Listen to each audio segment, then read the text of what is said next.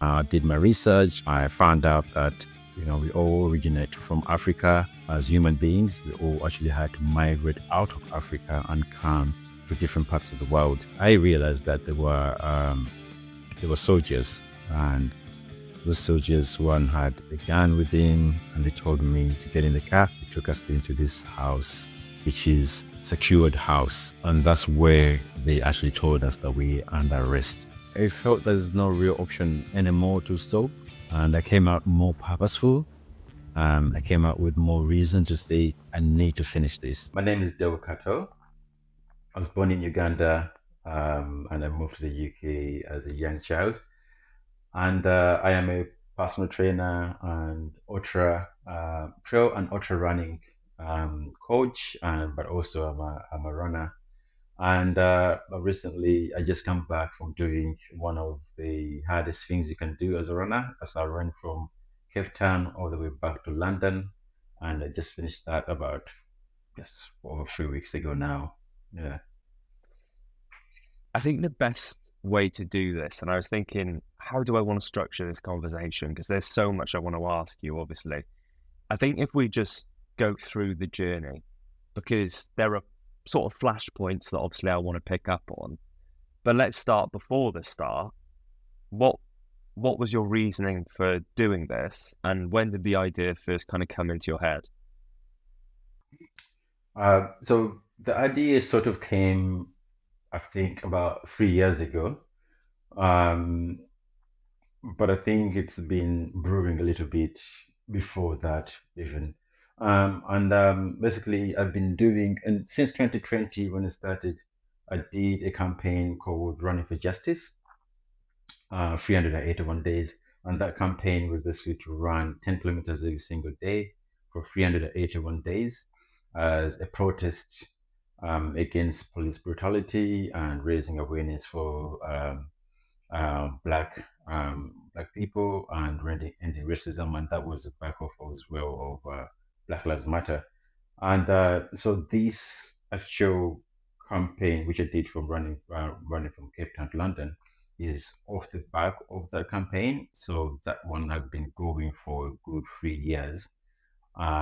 So the start of this journey had been the fourth year of that campaign, and it was more of basically wanting to show a different narrative of the campaign, but also show a different narrative of what humanity entails. So it's I just wanted to do something that's impossible or considered to be impossible, and by doing that is basically highlighting where humanity comes from. I did my research. I found out that we all originate from Africa as human beings. We all actually had to migrate out of Africa and come to different parts of the world.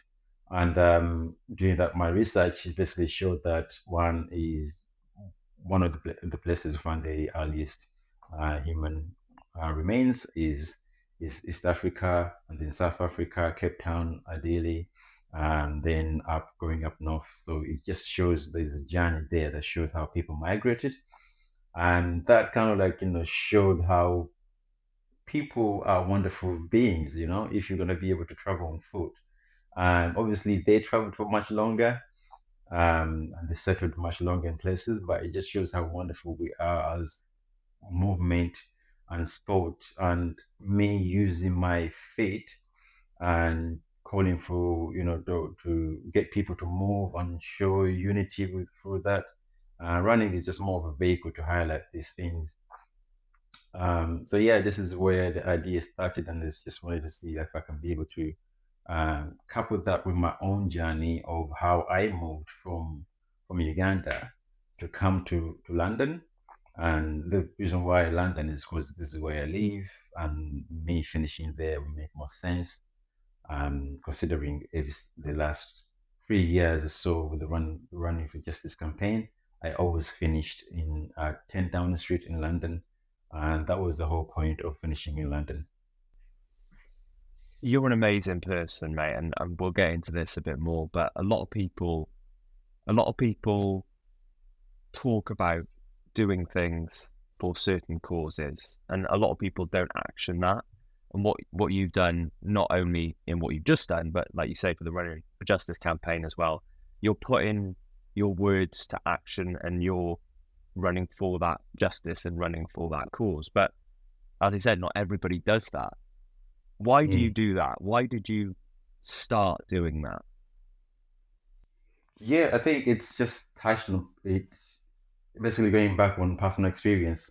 My personal experience as a black man living in the UK, it's I have experienced a bit of what I'm campaigning against, and having experienced that, I know how tough it is to live through that lived experience. I know how hard it is. Um, and basically trying to show to the other people that not just that I've lived through the experience, but actually to to take the benefits out of it and just say, look, there's extreme good out of us. For example, me being in the UK and growing up in the UK, having migrated into the UK, there's an extreme positives from that migration part. Um, but the reason why I started this whole campaign is because I felt like my running has more to offer than just kind of like going out there and running races. There's only so many races you can do, so I just wanted to change that up and just show that there's more to this than than running. There's more about highlighting issues that are going on. Plus, also is another part of it is to show the next generation that you can use your hobby or something that you love to do more good in the world, and that actually makes it much more easier. Because if you try to separate the two, it's going to be extremely hard, and you're going to give up at some point. And when things are going to have become extremely difficult, there's a reason to actually neglect what you love and just focus a lot on like just get this job done and then wait for someone else to deal with it. But if you couple the two, that makes it much more easier, much more bearable. Your mental health is much better, and you're creating a service for the world. Where I want to start is the first leg, and let's break this down into legs, because actually, if people don't follow your Instagram, I think a really nice way of kind of seeing the scale of this journey is some of the maps you've got up on there. And there are some of them where, you can see all the different countries you've been through, you can see kind of the challenges that you faced, but also just the vast nature of this challenge. So leg one, starting in South Africa, that seemed to be, in terms of logistics, let's say, in terms of problems, that was quite a good start, right? The first leg seemed like a good start. Talk me through the beginning, talk me through getting into the challenge, and then kind of your feelings on that first leg. Yeah. Yeah, you just like to say that pretty well because that seemed to be a good start when you think about all the other parts that did happen. At the beginning, when I started from Cape Town, it was a really good start, energized because I started at the Long March to Freedom in Central City. I started with my runners, Adidas runners community, the Cape Town community, which gave me quite a massive buzz to actually get going. And I was assisted by my good friend Pax, who was part of the Adidas runners community. So he got me. He lives in Cape Town. He actually got me to actually get a good understanding of navigating the country which I haven't been to before. And this is actually going on like for most of the other countries. I've never been to a lot of these countries before, so trying to navigate through them is a massive challenge. And so getting out of Cape Town, and then I joined up with my driver who was going to go with me for a few countries before we can change to another driver. And so Cape Town, getting out of Cape Town, then we got into the northern part of South Africa, which was cold. It was very, very cold, and it was winter time, going through the mountains of South Africa. and I was struck by how cold actually kept South Africa gets during winter, which was extremely cold, and I was surprised by it. There's me coming from London thinking that's fine, I'm not gonna beat that that cold. And but then I move up, then in up Uppington, like really further closer to the border of Botswana, the weather changed even more because now I'm running through the desert, and that was going into it was kind of like a winter desert for them, but that was extreme heat for me, again, and very exposed to the elements, and also the challenges of actually running every single day.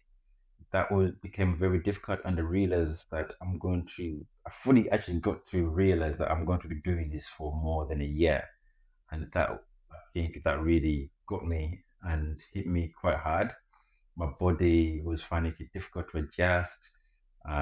Mentally as well, was finding it a bit difficult to accept that I'm running. I knew that I was going to do this and finish it, but accepting it is one other thing. And like being in the view on the ground and doing it and realizing that this is how much I have to do every single day. Just battling that with the mind is like, how am I going to be able to deal with it? But I kept going like every day, just wake up and take each day as it comes. So going into Botswana, dealing with the heat, the desert, and sometimes I'm literally running on sand. And you've got and you've got also thorns. You've got these plants which are very spiky. So as I run through and stepping on sand or stepping on sides of the road where they got the spikes and they just go through the shoe. Every now and then I have to like stop and pick it up because one has really gone through the shoe and I can feel it at the bottom of my foot. Yeah, that was a bit of a challenge. And then dealing with logistics as well. So me and the driver, Huma, we had gone further up and we had to change the route because we got information that there's wild animals up in Botswana, and we were told that there's a lot of elephants in the national park which were migrating down into and further down into Botswana, coming from Zimbabwe. So then we changed the route to go into Zimbabwe to try and go through the national park, try to get through the smallest part of the national park because the Wangi National Park is huge. Um, it goes across like three different countries. And so we went into Zimbabwe to change, like just to get into the smallest part of the national park, which was also still quite difficult to get through that. Um, so we managed to get through that and get into Zambia. Incredible, incredible landscape between Zimbabwe and Zambia, where you got to see the Victoria Falls. Really beautiful. But by going through there to get into Zambia, I still had to. I encountered wildlife. I encountered elephants. I was running. I can see elephants just going in front of me, um, and it was extremely scary, but also really, really calming and peaceful at the same time. You can see how gentle these creatures are, and one thing they would be either run away from you because they just like I just wanna get away from this person, or they'll feel threatened and then they will show you how dangerous it can be, and you don't want to be in the way when that happens. Yeah, so it was quite. Yeah, it was the. I think it's one of the. When I look back, it was one of the biggest highlights. Actually, being able to run and see those animals, um, and yeah, and then continue going up further north. There's other animals which I saw, like hippos and stuff like that. So having to deal with the issue of wildlife could just pop up at any time. Was quite scary. So as I go up and then go through Zambia, meeting wonderful people, by the way, through all of this. People who are very supportive and very welcoming. enjoying and, just getting the journey, understanding of the journey, what I'm doing. And Tanzania as well. Then I faced a different challenge where I was facing torrential rain through Tanzania, plus the elevation. So I'm now I went through the highest part of elevation for most of the journey, um, plus food poisoning, um, and torrential rain and elevation added on top, where my legs are already tired as well, my body. So I had to battle through that, and I think this is where I stopped for the. I didn't actually fully stop, because I was still doing a short distance where I was trying to do like a run every single day as a run streak. But I ended up doing one of the shortest distances for a little bit, like 10 kilometers, because had food poisoning. Um, and also at that point, I was going through like one of the biggest uh, forests. It was like 100-kilometer long forest where I was going through that. And part of it, like, we sleeping on the side of the road in the car, and we either trying to find accommodation, which is like the closest part we can find accommodation to. Um, we didn't do much use the tents during this time, but we just pull up on the side of the road and just sleep in the car, just because it's much easier. Uh, uh, just get it out of the way, and then wake up in the morning and just go quickly. Um, so through Tanzania, after Tanzania, then I get back into Uganda, my country of birth. And this is where I faced the challenge of crossing a border, which was difficult for the first time, like really difficult. It made it extremely difficult for me, who actually is Ugandan. I was like, come on, guys. Um, what's happening here? And I come with my driver who is from Zambia, because I had changed the driver. And his first experience of going into Uganda was the border crossing, which was extremely difficult. We ended up spending, let's say, I'd run 52 kilometers to get to the border. And now I end up spending 5 hours at the border trying to get through. Um, was so hard. I don't understand why they had to make it so difficult. So then the challenges started of border crossing. Um, and my driver didn't have a good experience as well. I wanted him to actually have a really good experience of Uganda, but he didn't, because of this reason.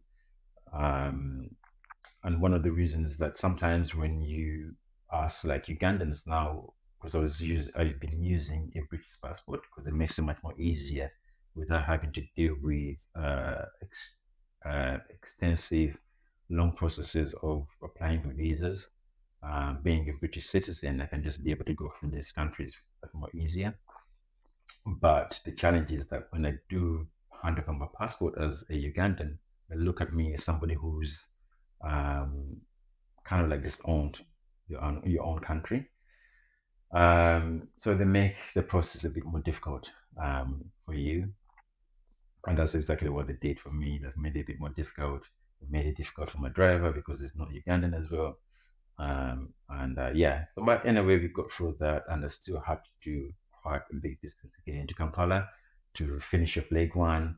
Um, it was coming towards Christmas, so there's a good reason for me to get into Kampala and celebrate Christmas with my family, and Alice will join me as well in Kampala for the first time. We got to see each other. But yeah, that was the end of leg one. So ended up getting uh, into the Independence Monument in Kampala before Christmas, and that was a beautiful moment. Actually finished that. There's so much in there that,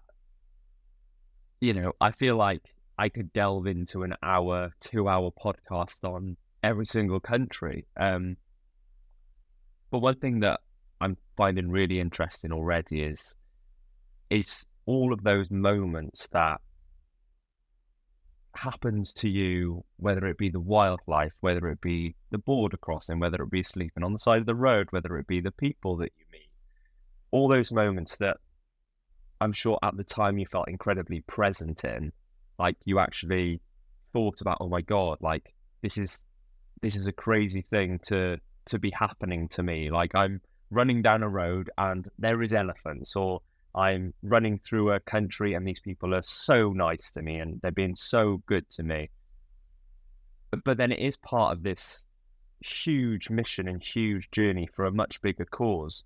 Did you find it difficult at times to be present in it, or was that quite an easy thing for you to do? Mhm.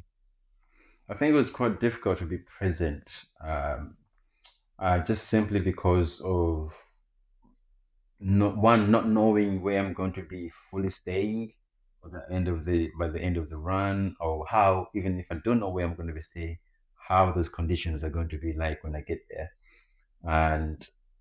and also the logistics in the background, which were happening quite often.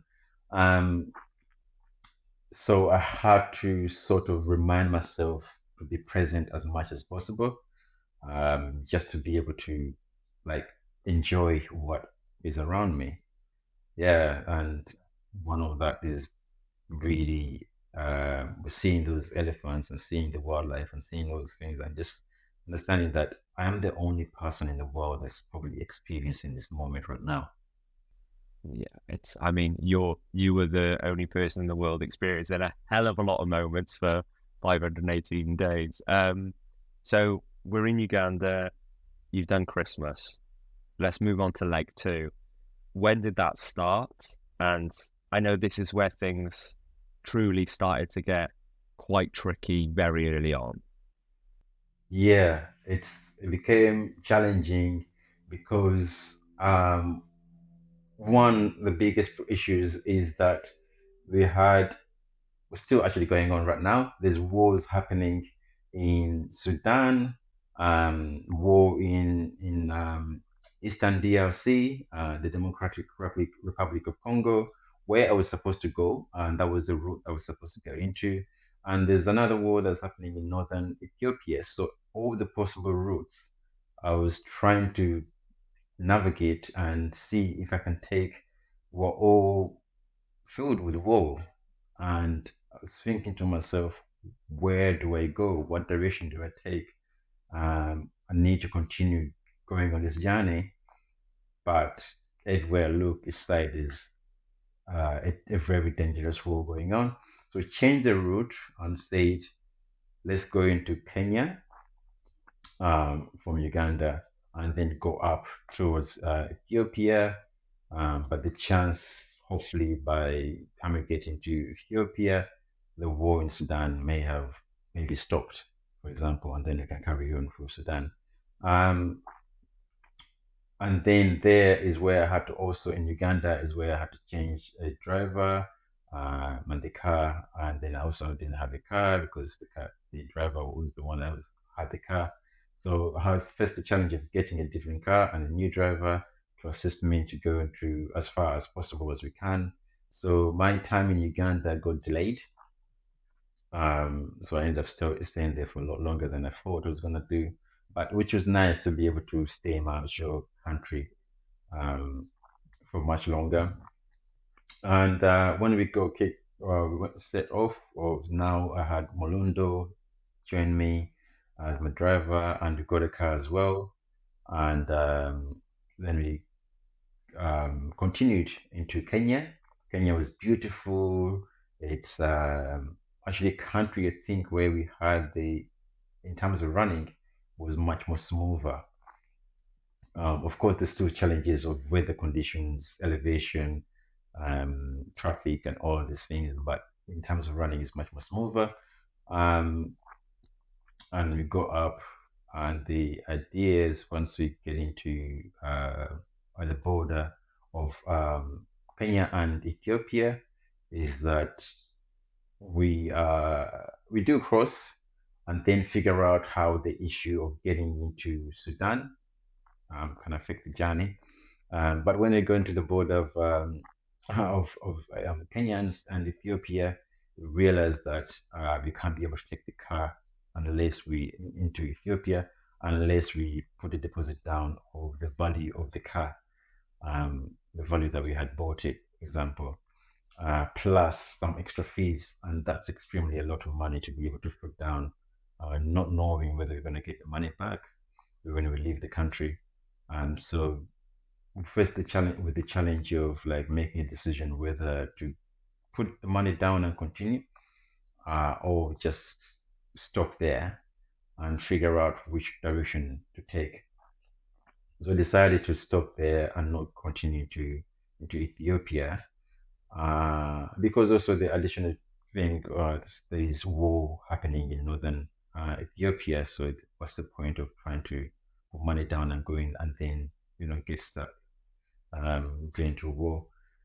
So I decided to go back and go into South Sudan, but that meant that I'm gonna end up having to run Kenya twice, the length of Kenya twice. So I go back to as close as possible to a point where there's a junction that the road goes into South Sudan. So that's where I restarted the run and then go into South Sudan.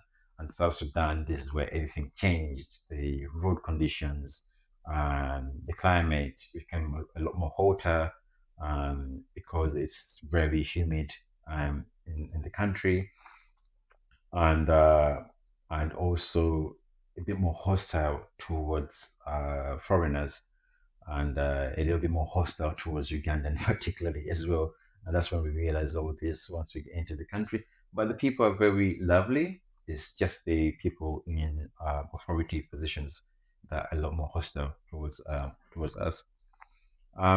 We got in there. The plan is to pretty much run almost every single day, because now I'm behind and I'm trying to make up the time to get out as quickly as possible, because the visa is only 30 days and I'm trying to do I'm trying to do like 1,300 kilometers to cover within the whole 30 days. Um, and this was part of it, chasing down visa end dates. That was all plays in the whole journey. But it came to a point where we had, through South Sudan, we faced a lot of checkpoints through the whole country. So we were going through every single run we go through checkpoints, and we were used to dealing with the checkpoints. So as we were going into northern South Sudan. We live in Juba, the capital city, and we trying to go up northwards. We go to a checkpoint which is more military based, and at that checkpoint is where we were stopped. I wasn't stopped, but my driver was stopped. They told me to carry on as fine, and at the because we've been dealing with checkpoints so often, we knew exactly what to do, how to deal with it. But this time was when they got stopped. Sometimes we look into the car just quickly to see what's there, and they saw that one, he was holding a camera as well, and also I am running, so it's like trying to put two and two together. They ask me like, "What's going on here? Why you got a camera, and why is this person running?" So they stopped him for a long period, and I had run off, and I expected him to come and join me, but he didn't come for a really long time. And then when he did come to join me, there was two people in the car, who were plain clothes, and I knew there was something weird about this, because we had already spoke that we're not taking on any hitchhikers for specific reasons. And then when they came, we realized that I realized that they were soldiers, and those soldiers, one had a gun with him, and they told me to get in the car and go back to the checkpoint. So I went back, and they started questioning both of us, and took us like this little small office where they questioned us, and this questioning became more of an interrogation, and from that it was like we explained as much as possible. Um, they searched the car and they searched us and they took everything off us, like all the accessories and anything that I did have, like watch, my phone, my GPS, and all of that. They're taking it off us, and they were asking me, but they weren't allowing us to give any evidence by showing them things. So they were just checking for like my phone because they told me to give them my password to my phone. They check and then they ask me the questions for it. Um, so eventually, like they had been like changing around. This person asks the questions, he stops and walks away, and another person comes in and keeps doing that for a number of hours. Um, so then they decided to stop and then get us into the car and take us back towards the city. We don't know what's happening. They're not giving us any reasons. When they took us back into the city, they took us into this house, um, which is secured house, and this is a military house where the head of their base was based, and that's where they actually told us that we are under arrest. Um, and when they told us we are under arrest, the reason they gave us is that because we didn't have an approval letter from the Ministry of Sport and the Ministry of Media, and we needed to have the approval letter um, stamped and show it to them. I mean, we had throughout this whole journey, we do extensive research for all of this to be able to, when we get in the country, we know is needed. Initially, they had said that we entered the country illegally, but when we did prove that we actually entered the country with specific visas and those visas have been stamped and gone through the right means, they dropped that reasoning because we had shown them the proof. And now the one they held us against was because we didn't have any proof to show it to them. Or one another reason they couldn't allow us to show them things that can relate to what I'm doing. So they end up arresting us and putting us into a like a basement lock room, and we were there for 2 weeks into that place before they changed us over and took us to another prison. Um, yeah, which was a little bit more of a prison based, as like we will understand what a prison would look like. But within the prison, we weren't allowed to be outside at all. It's all a locked environment, and the only time they let us out is for lunchtime to get food. But we would spend that time within the corridor, um, which is low lit as well.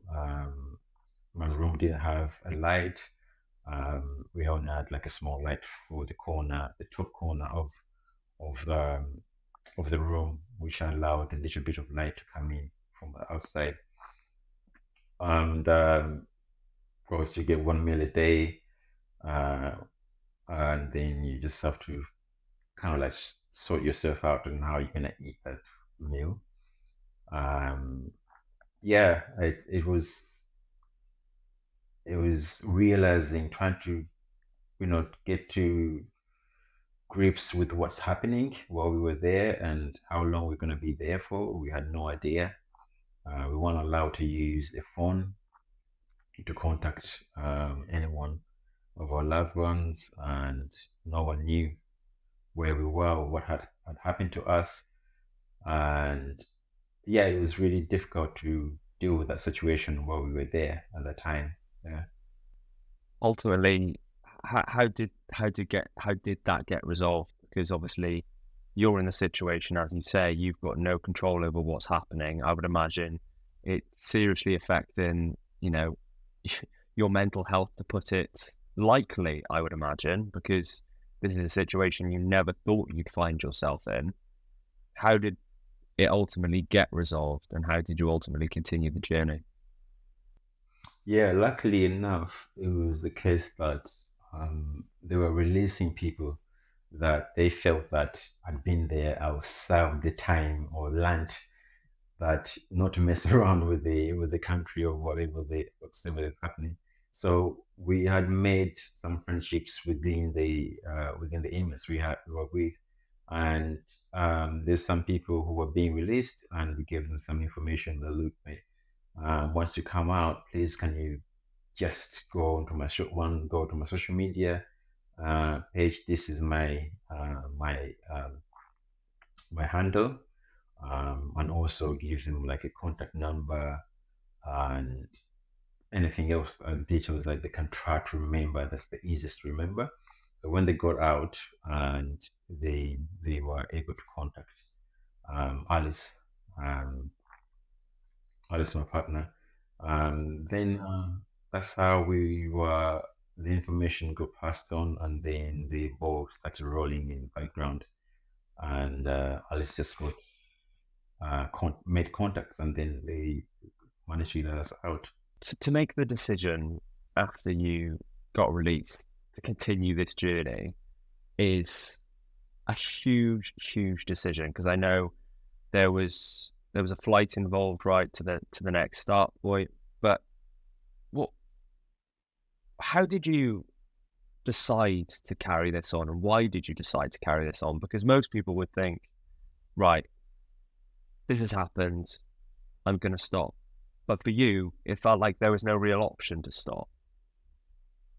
Yeah, it felt there's no real option anymore to stop, is to carry on.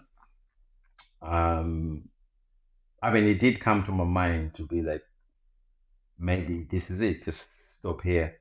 But that at that point, it didn't last very long, because in the prison there was a lot of people who were in the prison and had, because they were there is because they're migrants, and they had no other reason for being there. And those are the people that actually did help me the most, because they understood what was going on. They understood the journey, and they were very encouraging in terms like, I really want to see you finish. Please just make sure that you do finish, and this is why we want to help you as much as possible. So that gave me much more of an incentive to carry on, and I came out more purposeful. I came out with more reason to say I need to finish this. And yeah, so uh, and once I got out, it was more of a case, get out of the country as quickly as possible, and also fly over, skip Sudan because of the war, and then continue from Egypt. And that was the only part where I would say, like, this part, I can't stay in the country anymore. Just get out and continue from a different stage.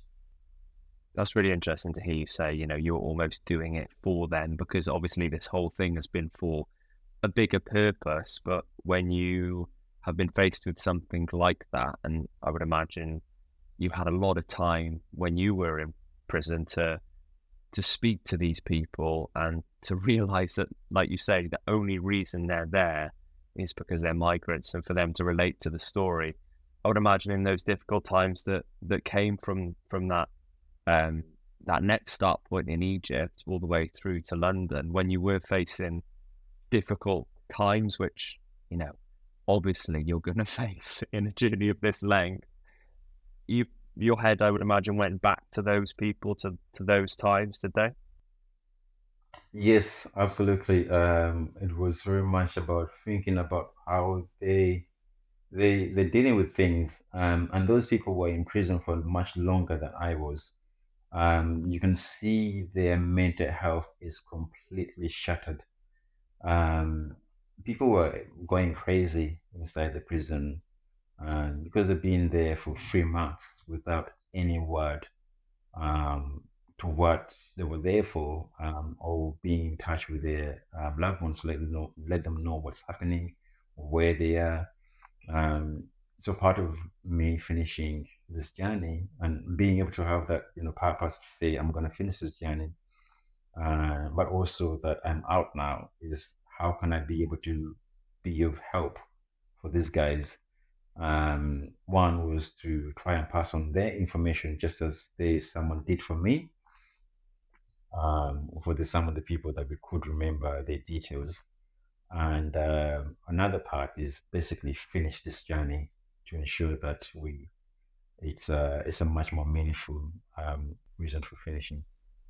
So before we get over to Europe, the final part of the African leg, you pick it back up, you start running again. What's that like after that period of time? Not only in prison, but away from running as well, away from the day to day of doing what you'd been doing for a lot of days before that. Getting back into it, how did that feel? That was tough. It was tough mentally because I'm worried about what else can happen a lot more now, and I'm worried about how my body is going to perform and deal with this whole difficulty of actually having to stop, being forced to stop, because I was running every single day, and now I've stopped for 3 weeks, and I'm now dealing with even more extreme weather, because then it was around 45 degrees plus, like 51 degrees. It's how am I gonna perform with this? How's my body gonna handle running in this heat? Um, so I had issues with my stomach. My body was really fatigued, just because one fatigue, but also in pain because I've been sleeping on the concrete floor. Um, so I had to take, I think I took 10 to 12 days, I think, or 2 weeks, of adjustment and trying to work on my body. But I knew, like, I was like, I wanted to go because I knew that once I start running and I start moving again, mentally I'll feel better. And when I did, actually, that's what happened. I felt better. My stomach issues started to to go down, and I started to feel much more like me again when I'm moving. Yeah, but the other part was just more dealing with the conditions within Egypt. And the support by this point has really picked up online as well. I know the support has always been there in some facet, but it did feel like at this point when you finish Africa and then you come over to Europe and start the European leg, it did feel that the support really exploded for you as well at that point. Did you feel that out on the road? Because obviously the road's a very lonely place, and the internet is the internet and social media is social media.